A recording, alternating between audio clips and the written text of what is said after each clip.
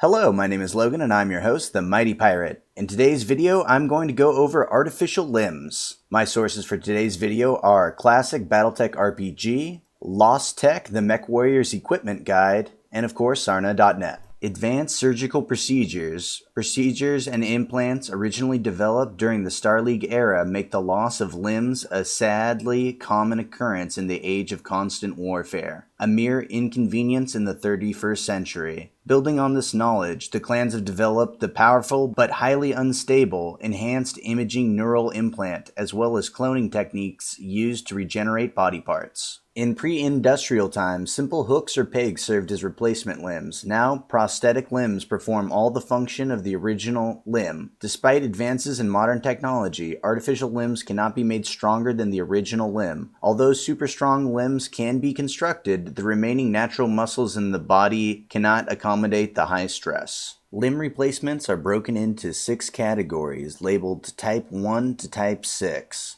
A Type 1, or a simple limb, is a primitive artificial limb including rudimentary functional prostheses such as hooks or pegs, and crude cosmetic replacements. A Type 2, or useful limb, these replacements perform more functions. For example, a Type 2 hand might have a mechanical claw, and a Type 2 leg might have springs to aid movement. A Type 3 replacement is shaped and operates like the original limb, but is made from dull, flesh-colored plastic. This replacement enables a character to use all the equipment he could normally operate with a natural limb, although his actions are somewhat slower. A Type 4, or advanced prosthesis, is made up of metal and plastic limbs that do not look like flesh and blood, but can be covered with a fairly convincing latex sheath at a nominal cost. Close inspection or combat damage reveals the limb is artificial. A Type 4 replacement functions with slightly less dexterity than the original, but can perform all the same functions. Then we have Type 5 Moimer replacement limbs. Moimer replacements are prohibitively expensive, but they are the most lifelike.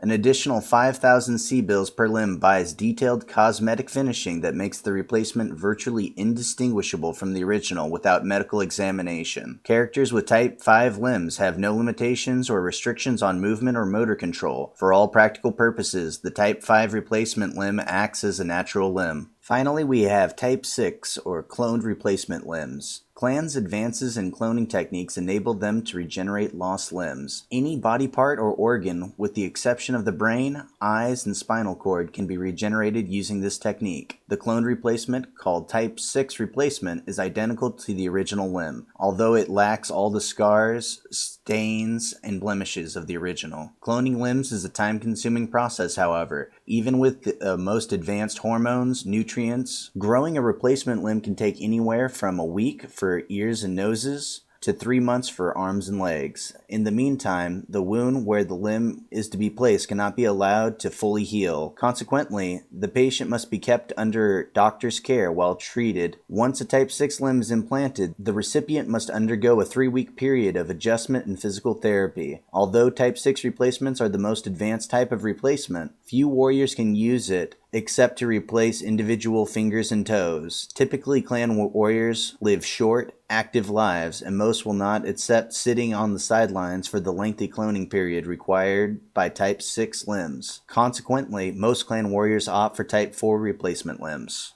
A character can also undergo elective Moimer implants. Although Moimer muscles have been used for centuries in battle mechs, creating human-sized Moimer musculature is a Star League technique only recently rediscovered by medical science. Despite the infancy of the medical Moimer implants, scientists in the Capellan Confederation have begun performing experimental Moimer implants on healthy subjects to enhance the subject's physical capabilities. Allegedly, this experimentation has been initiated at the direction of the Chancellor himself. So far, these experiments have only been met with limited success. The cost of implanting Moimer into a limb is 50% higher than the equivalent Type 5 artificial limb. Increasing the cost accounts for the enhanced Moimer volume needed to enhance strength, as well as additional Moimers implanted in the torso to support the increased strength of the enhanced limb. The clans usually reserve Moimer for use in mechs and battle armor. Elective Moimer implants present significant drawbacks. First, the implants require 3 months recovery time per limb. Additionally, implant recipients experience persistent headache-like pain after implantation resulting from the increased bioelectrical needs of the strengthened monomers. Consequently, such characters must take painkillers every 6 hours. Some characters may develop side effects after the implantation as well. Finally, surgery on the implanted area of the body becomes much more difficult, and all treatment and recovery times for the wounds affecting the implanted area are doubled. That will conclude my video on limb replacement in the Battletech universe. Thanks for watching, guys.